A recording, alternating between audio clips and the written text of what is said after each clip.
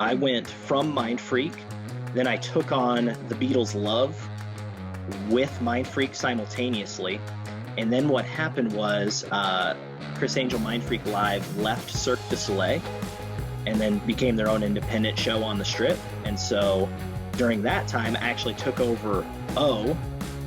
So then I became, the head strength coach for both O and Love. Well, welcome to this edition of the Zelos podcast. I'm Rocky Snyder, and with me in the house is Ridge Kiley. Now, you may not have heard of Ridge, but I know you've heard of the group that he trains. That's called Cirque du Soleil. All those acrobats, all those jugglers, all those amazing individuals that have unbelievable jaw-dropping skills. Well, he's the guy behind it, and he's the one that puts together conditioning programs. So, Ridge, thanks for being on Zealous. Yeah, thank you for having me. I'm excited to be here and share some of the things that we do over at Cirque du Soleil. I'm very excited because, as you know, we actually shared an Uber on the way to the Toronto airport because we're both presenting at a National Strength Conditioning Association event there in the Toronto province. And your talk was fabulous. I just wanted to be a fly on the wall, and actually I wanted to come and be the fly on the wall of your training facility because it sounds fantastic. But before we get into your world with Cirque du Soleil and what you're doing there, I'd love to know how you got to be even there, because you were a wrestler. I mean, that was your sport as I understand it. So, and you don't find wrestling as one of the events in Cirque du Soleil. So what happened? Man, I have quite the unique journey as far as a strength and conditioning coach goes. I didn't follow the traditional route, of getting the degree in the exercise science and then getting the internship and then kind of the entry level job at like the collegiate university and then kind of working my way up. I started out, I wrestled in college for the University of Nebraska. And then towards the end of my career, once wrestling was over, I realized, man, I don't really want to go into business because I was getting a business degree. And my brother had a CSCS certification. I said, well, that interests me. And the year before, I actually had bought into the whole strength and conditioning process. Now, I've always lifted and I felt like I was trained the right way for my wrestling career, but I put on about 20 pounds of lean mass the year before and just really saw what a good strength and conditioning program can do as far as elevating performance. And when I saw that, it kind of made me fall in love with nutrition, strength and conditioning, and the like. And because I was at the University of Nebraska, I got to work with a holistic team. We had our athletic trainers, we had strength and conditioning, we had nutrition, there was a massage, there was, psychology if we needed it, there were all those things. So from an athlete perspective, I got to see, wow, when you do all these things, you can really impact your performance.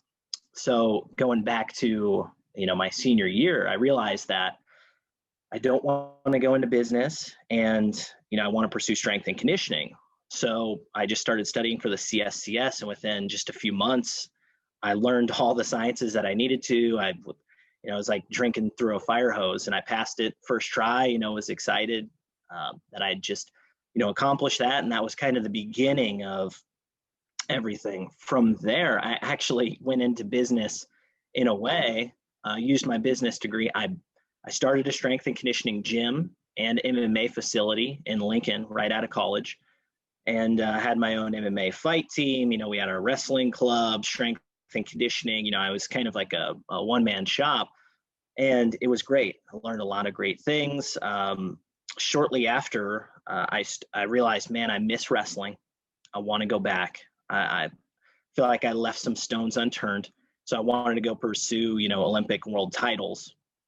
So made the tough decision, closed down the gym after a little over a year, and went and moved to Ames, Iowa to train at Iowa State University. Wow, big Yep. wrestling community there. That's yep. And I'm from Iowa, so it was good to be only an hour away from my hometown again. So wrestling's in your blood. You just eat, breathe, drink wrestling. Yes. Yeah. Wrestling was, my life until I joined the circus, really. And it'll always be a big part of me. But it really gave me the tools that I now possess that I carry into my strength and conditioning practices as well.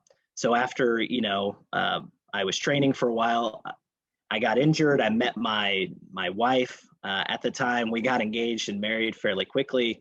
That is a pretty it's a very selfish lifestyle to be, that the professional athlete like that. So we decided, hey, let's transition into college coaching. So I guess it'll be a little bit better in terms of, like marriage and relationships and all that. Not that you can't do it, because there's a lot of amazing athletes that do it, but that was just the decision that I personally made. She didn't impact it at all. But then I moved to Indiana, and she's from Southern California. So our first year of marriage, we moved to Indiana, and I worked at Wabash College, where I was the strength coach and the assistant wrestling coach. Wow. For it was a top Division III program, which was awesome. It was a lot of fun there. But huge shock for her going from Huntington Beach, California, to really roughly Indianapolis area during the winter. Honestly, dude, she loves you, because I like you, but I would never do that for you. Yeah, it was huge. So we did that, and we knew that was I signed a 1-year contract knowing, hey, all right, this is going to be my segue into either my next coaching job, or what we really wanted to do was get into MMA. We said, hey, this gives us a little time before we go into MMA. And lo and behold, an opportunity popped up in Las Vegas, where we both moved out here, and we pursued MMA. And then during that time, I saw that Cirque du Soleil had an opening, and I thought, wow, I can do that on the weekends while I do this MMA gig, and I can work in, the circus industry because I've got some free time on the weekends. And then just a few months later, they had a full-time opportunity pop up, and I kind of fell in love with circus. And from there, I joined the circus because I saw that it was a great opportunity. It was a good fit with my background, a lot of very high achieving people, a lot of Olympians, and just amazing professionals. It was also uncharted territory, where you really don't see a whole lot of it in strength and conditioning. And I thought, wow, that seems like a really good challenge. I'd like to kind of pioneer that. Even though we've had strength and conditioning for circus for a while, I want to be on kind of the front end of evolving that whole process. That's fantastic. So that happened over, 5 years. That's like, first of all, you're living every kid's dream of leaving home and joining the circus. Yeah, exactly. Yeah. That's crazy. And there's only so many people that can say that. Now, I myself personally, I have been to so many Cirque shows that I love it. I am just in awe. I'm enamored by the athleticism, the skill, the prowess, the body control, everything from the O show to Verikai to leg row. Gosh, there's a few others that I can name that I've been to. I think I've been to about half a dozen of them. Not nearly as many, of course, that you have, but each one of them has certain common elements, but there's so much variety there. So, like you say, this was a blackboard from which you could start, or a canvas that you could start to paint these masterpieces of conditioning. How did you get started? Honestly, I took the strength and conditioning principles that, I learned just throughout my career and from the sciences and all that, and started to try to apply it.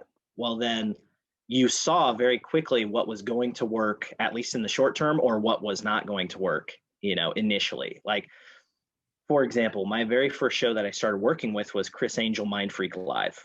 The strength and conditioning presence definitely wasn't as strong at that show. So I felt like, hey, this is a good challenge to kind of establish this culture here. Small cast, we have a good opportunity to do it. But I realized I couldn't do really hard strength and conditioning day one, because the challenging part is these artists do 2 shows a night, 5 days a week, year round.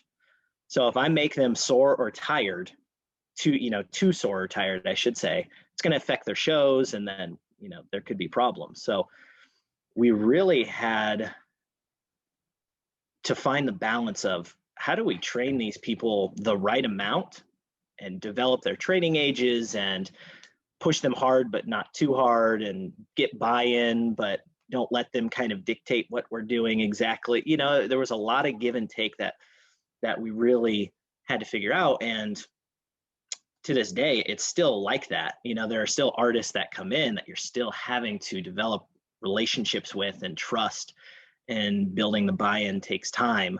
And you're dealing with a lot of, the myths of strength and conditioning within, the circus arts and things like that. So, in terms of how did we go about training them, it's a very complex process, and I don't want to be too ambiguous, but it's very specific for the individuals. A lot of general training practices, hey, we need to learn how to squat and hinge and push and pull, and we need to fix some of these imbalances and, mobility issues. But, in terms of the training, it's very specific with how we implement them with each person. So I can only imagine. Now, there are several performers that are coming from a very obviously athletic background where they've done conditioning to certain degrees. But let's just take gymnasts. Gymnasts are going to be dealing with their own body weight as a form of resistance training. And Yep. Very few gymnasts I know, and myself personally, I never touched weights while competing. It was only afterwards to maintain what it was that gymnastics had given me. So Yep. how is that? You mentioned buy-in. How do you get the buy-in from such performers? Well, we definitely deal with things like that. So obviously there are a lot of gymnasts in Cirque du Soleil, and we have those same problems where, they may say, well, I would prefer that we just do body weight. I don't want to get too bulky. I don't want to lose my flexibility, things that even if you give them the science of that may contradict what they believe, they may or may not bite on it. So it's really building the relationship, letting them, hey, let's work on just some mobility. We'll stretch, we'll do our body weight stuff, and then we'll slowly introduce, weights in cases like that. One thing that has really helped is what I would call, we found what we would call like champions, where it might be this one artist in this one discipline that we really they buy into the process and they do the right things. And everyone looks at them and they go, wow, that's amazing. I want to be like that. So you teach the alpha dog. Yes. And we've done that over, several shows, and it's reaped big rewards as far as just the buy-in that we've seen on a personal level, just with one artist, and then impacting the whole culture of strength and conditioning within the company. Gotcha. Now, there's in our industry, we call it a needs analysis, right? We look at what is needed. We analyze the needs of an individual, an athlete, and determine their program, their conditioning based on what it is they're needing. But Yep. you've got so many different types of performers, and even when you do a needs analysis, like you say, you've got to really apply it to the individual. There are some common things, but I guess where I'm trying to go with this is the sport specific. We hear sport specificity, and a lot of times I think that's actually a misnomer in some way, because somebody who's a trainer will look at a sport such as, say, basketball, and notice that this guy has to do some jumping. Well, then we're going to try and create that type of mechanics in a gym setting under load, which isn't necessarily specific compared to actually putting them into a specific position that they're actually in on the court, and then can they feed movement in there? So what is sport specific training? What does that look like to you? How do you define it?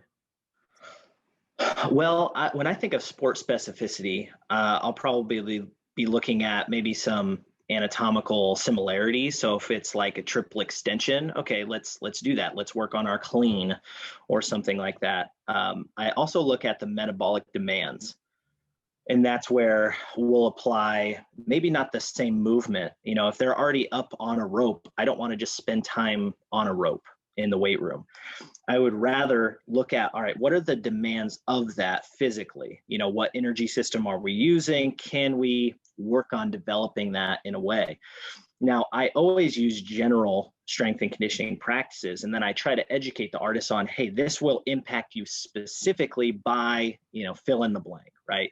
We can increase your workload tolerance if we can get stronger, if we can get in better shape cardiovascularly, we can give you more endurance so that you feel better in your shows and you can work harder in your shows. And the list goes on. So I always use the general training practices first and get that buy-in, try to educate them. They may or may not fully agree with you, but also try to educate them on, all right, when I think of specificity, yes, if you are an aerial artist, we will be doing pull-ups, and that is specific to what you need.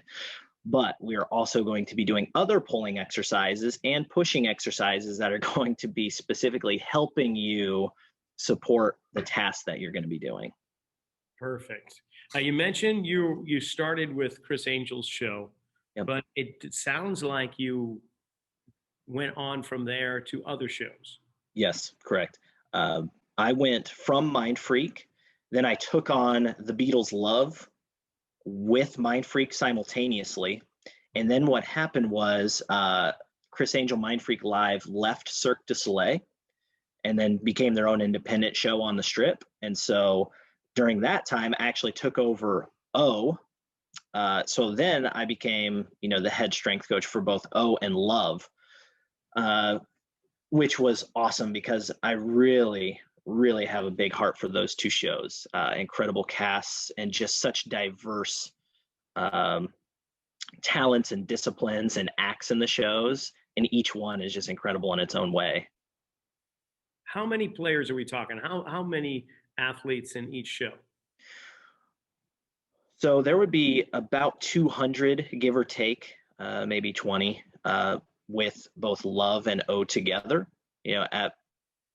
Back in March, I think our count was about 120 something artists at O, and at Love it was around 80 or so. And do any of those performers perform in both shows? Do they share shows, or are they exclusive to each? They are exclusive to each of their shows. Okay. Because they have such specific disciplines and acts in the show, and then they also cover what we would call cues. So if they're not doing their act, then they're kind of supporting whatever the act is by doing maybe a dance or carrying a sign or something like that. So they are working, 5 days a week, 2 shows a night, year round at their specific show. Which brings me to the question of recovery, because a big part of conditioning is actually coaching proper recovery so that there is a reduction of the likelihood of injuries, especially on stage or at practice. So I imagine a large portion of your job is involved with that phase. How do you coach recovery to these athletes? For some individuals, it might be, hey, this is a foam roller and this is how we use it. For others, it might be, hey, when we're done training or when we're done with shows, what does your nutrition look like? Are you refueling after? We also have to educate on sleep. Are you sleeping enough, and your impact on recovery in that way? Obviously, we're dealing with adults, and we're in Las Vegas, and they might have a nightlife after shows. So, okay, what is the impact of alcohol on performance? And, how does that impact recovery as well?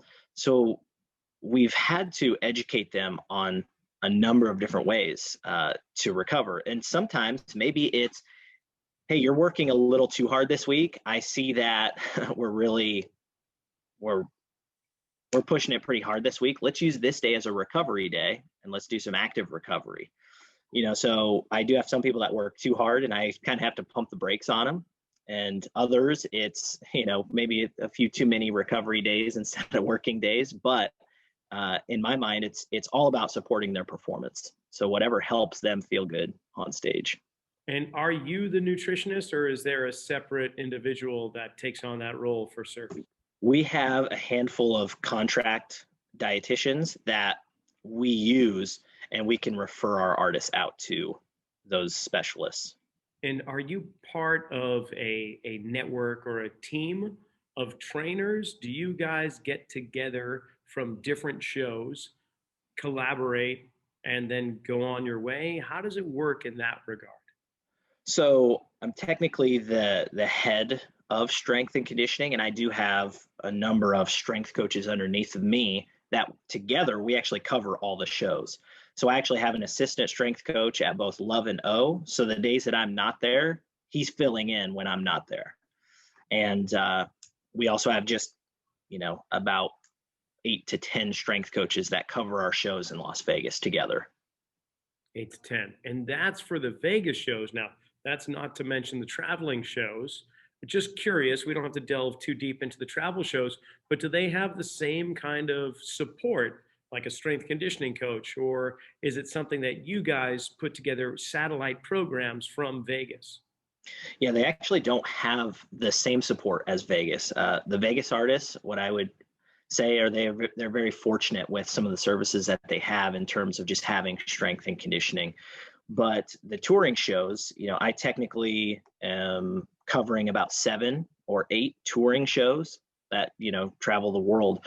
And what we do is we serve them via Skype, FaceTime, Zoom, whatever it is. Now, when these shows get within the vicinity of maybe driving distance, or they have specific needs to travel to them, then we'll go there, we'll spend a week with them, watch the shows, understand their demands, and then work with the artists hands-on. But most of the time it is us getting contacted or contacting coaching, athletic training, and other staff at the shows, and saying, what are the needs? In some shows, it might be as simple as, we need a little more recovery content, but others, it's, hey, we've got these 10 individuals that need very specific plans because we're seeing injuries that are trending this way, and we need to be able to reduce our injuries here and just have greater workload tolerance for all these shows, because we have a city coming up where we're doing a lot of shows and they need to be ready. And so when it comes to like common injuries, like you mentioned, trending, what kind of injuries are you speaking of? Well, it just depends on the act.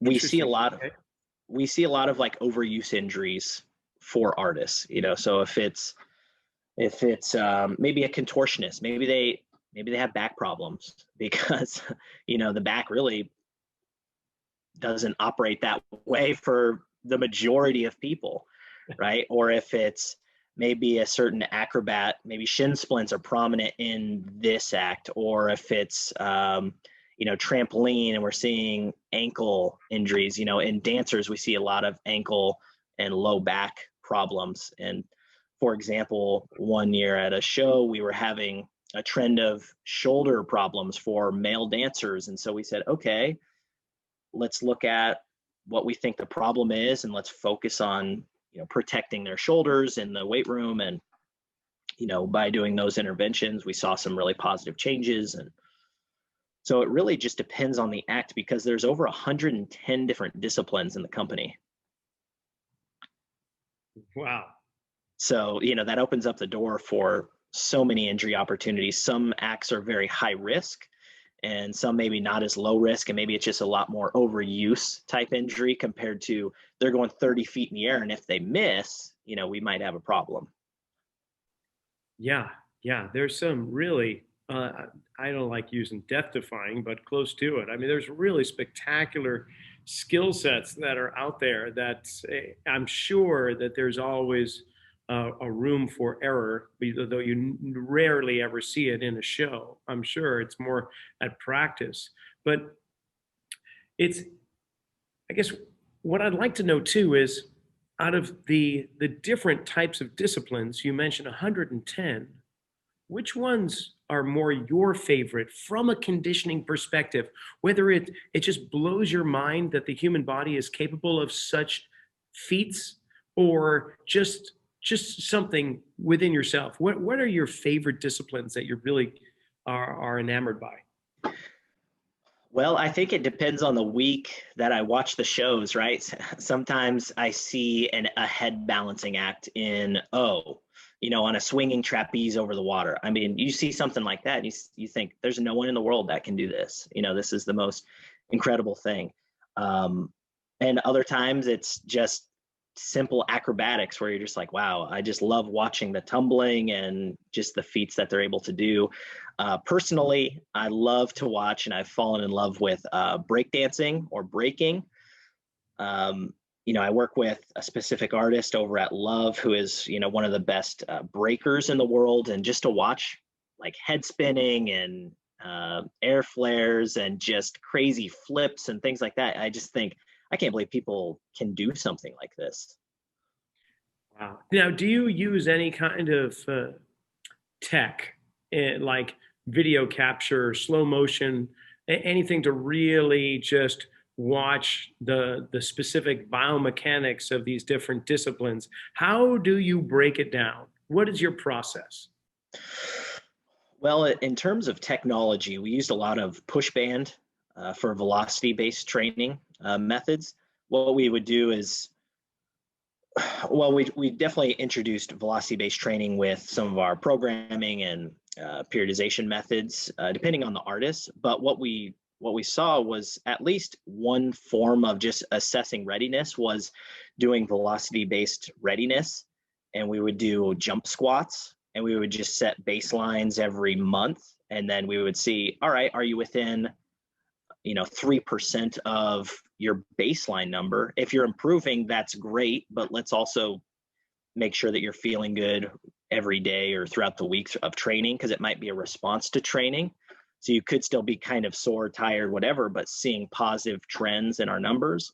Or if we saw like a 3 or 4% decrease, all right, let's investigate that. Are you feeling tired and sore, and maybe you're just having a bad day or anything like that? And it was at least something that would help us assess readiness a few times a week for these artists.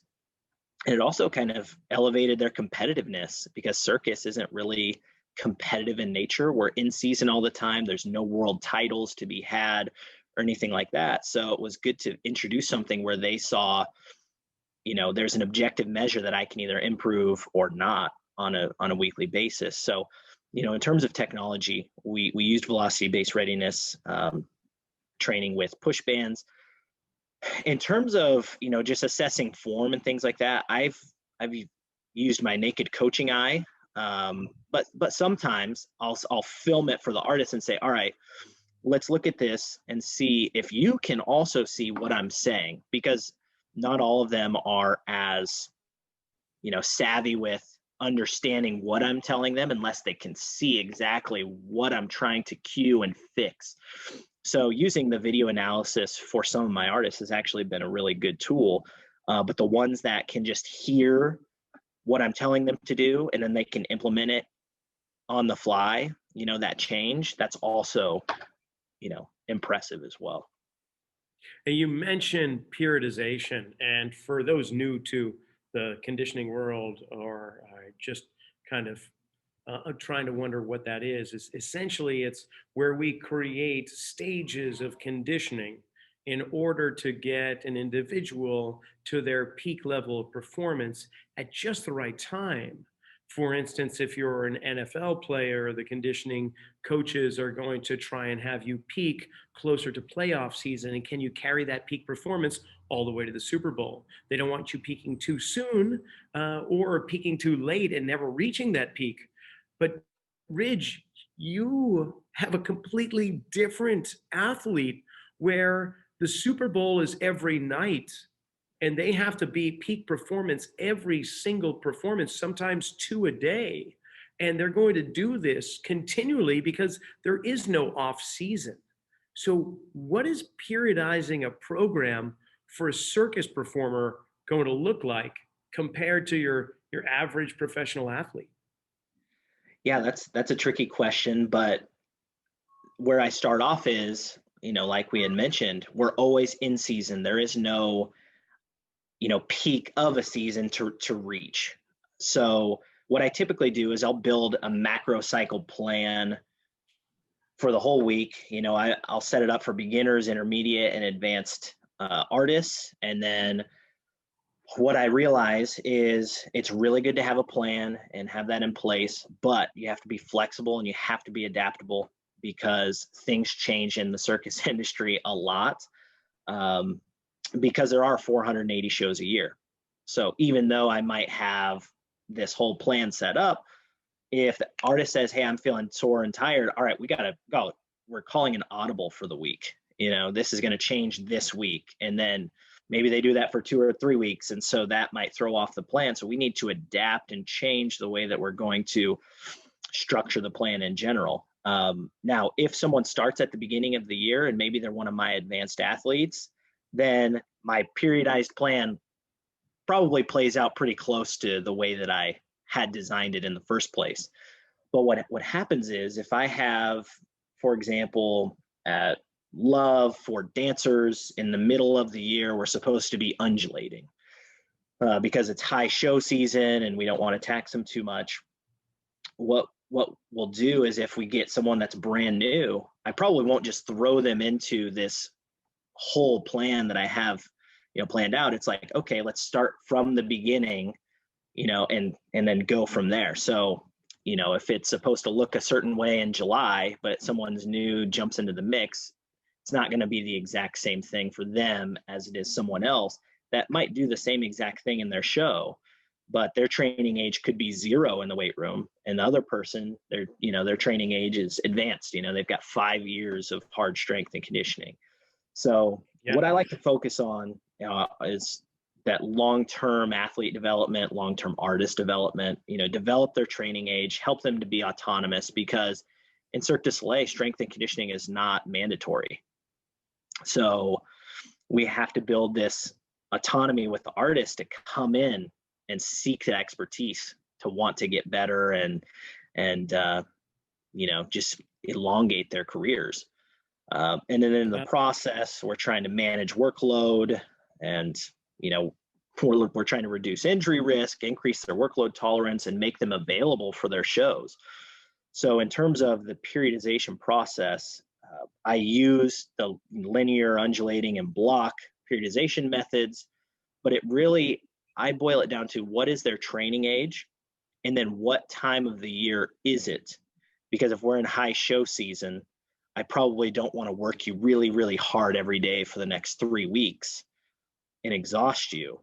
We're probably going to need to lighten up. And then once we get through the high show season, we can pick the volume and intensity back up with our shows to prepare for the next higher show volume. Gotcha. Now, the shows on the Strip have been going on for years and years now.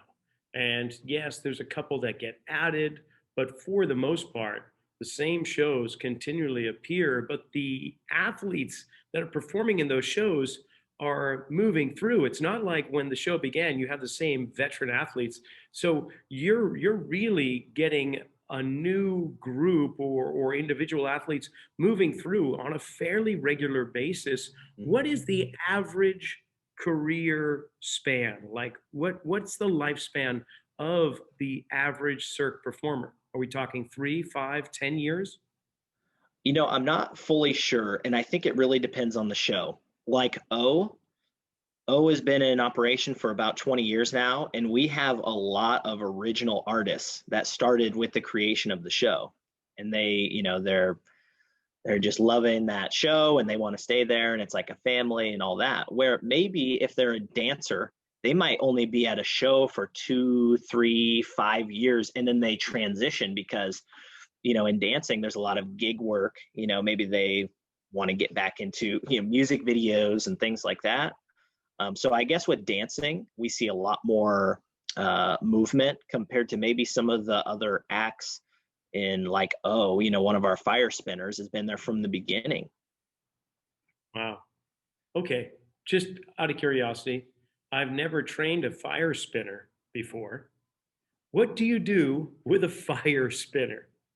Well, we deadlift a lot. These are big, strong men, and they like to lift weights. And so, we just do a lot of general strength and conditioning work. They like to deadlift and squat, bench, and do all that kind of stuff. But we'll also do a lot of prehab and things like that. If it's their wrists or their elbows, their knees are, achy from their positions, we'll do a lot of some of that easier work and tie it in with some of the harder strength work. So with that, we don't have weighted clubs that we spin around in the weight room. We go back to the basics. We know that these things work, and we're seeing it in the trends of less injuries and feeling better on stage. And we also have the objective numbers to show that they're getting stronger over time as they get older. They're feeling better as they get older, and that's really what's helpful for impacting their performance.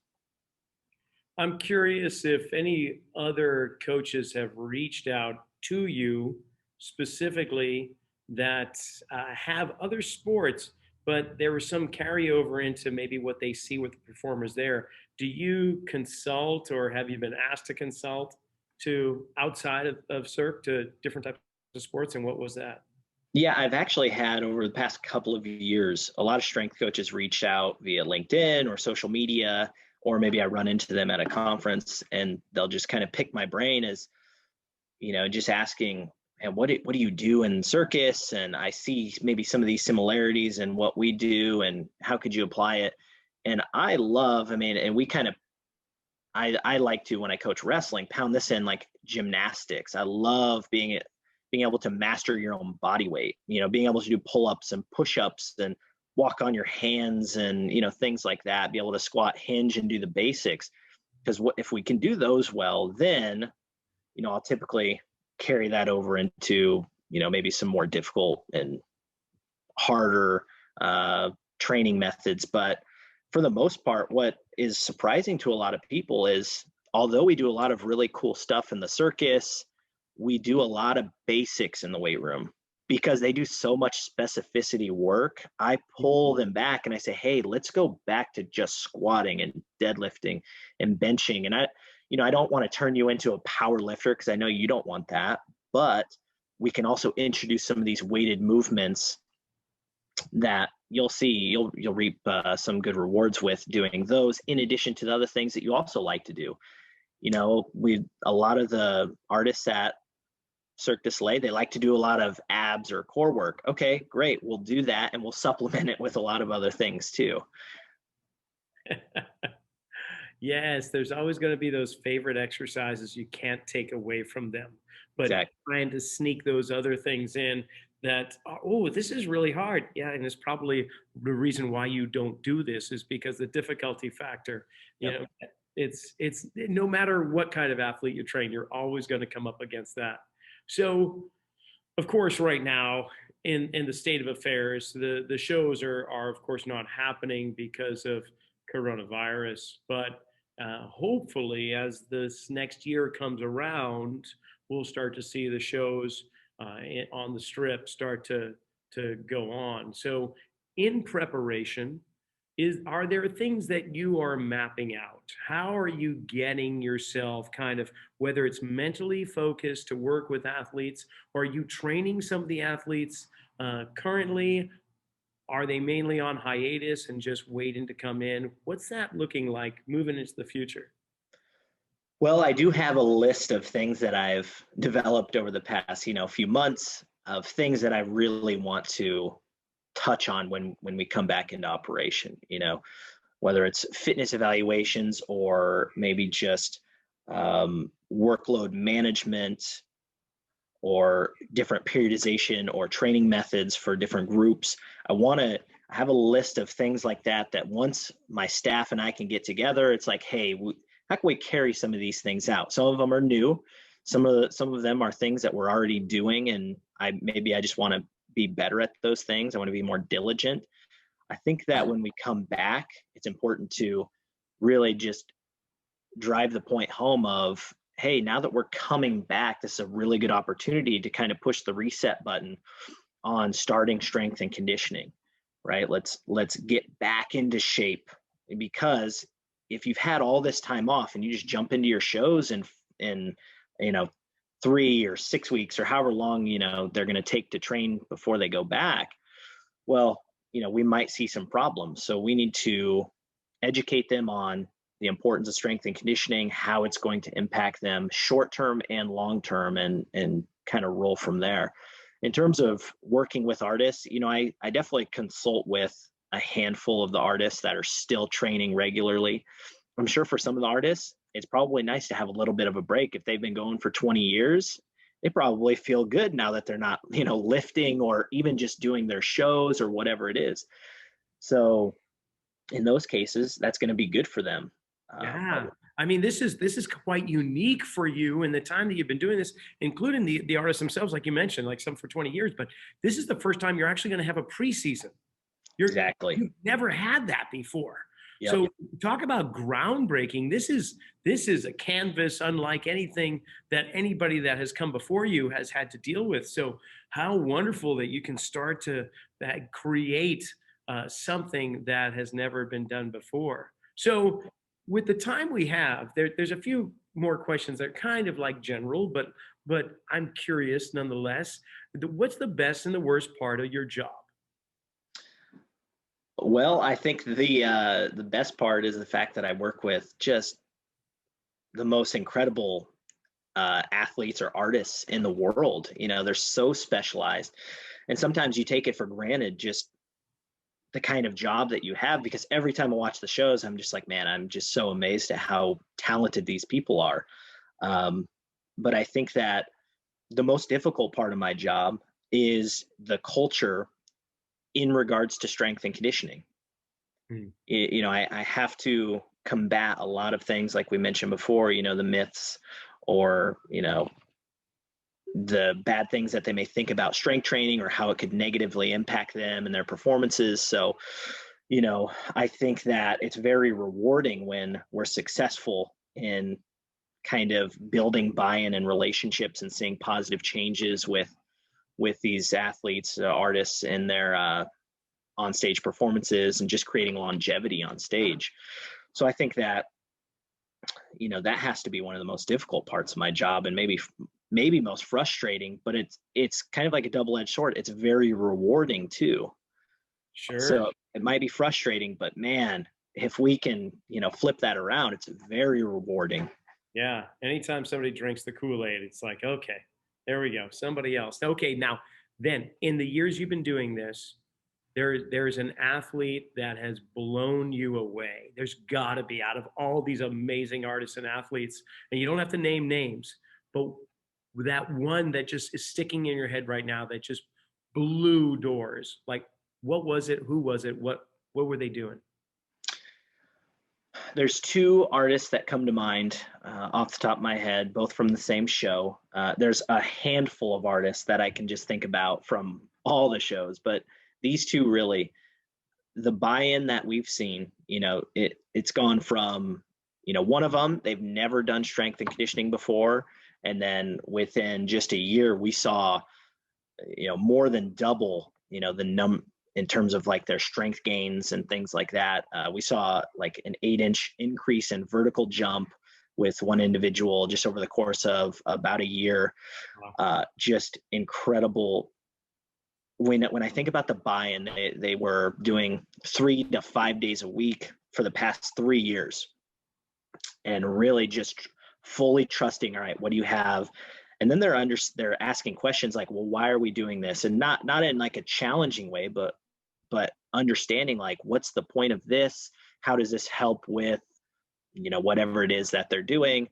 And we've seen just their objective numbers just increase like crazy. And one of the other individuals I'm thinking about has already lifted for years and years.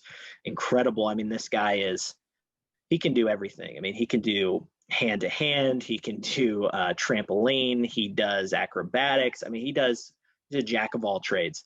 And he's a physical specimen when you look at him. And when he started lifting, we had really good rapport, and just over time, he realized, wow, like I'm getting really strong. And I didn't know that I had that capacity to get that much stronger. And so once he really saw these programs and buying into the process of, that continual improvement mindset, he saw that, wow, this is more than what I thought lifting was. Well, this has been fun. This is such a unique conversation. I don't think I'll ever repeat it, because you have such an awesome and unique occupation. There's only a handful of people that are in your position, and And wow, what a just a joy and a gift you're giving everybody, but you get so much more in return. Just to kind of sum things up here, if people want to learn a little bit more about your style of training with these artists, is there anywhere they can go, or what should they do? Well, they can always reach out to me on social media. They can find me, just search my name, Ridge Kiley, or Kiley_wrestling on social media, and they can find me and just reach out, and I'll answer any questions about any of the type of training.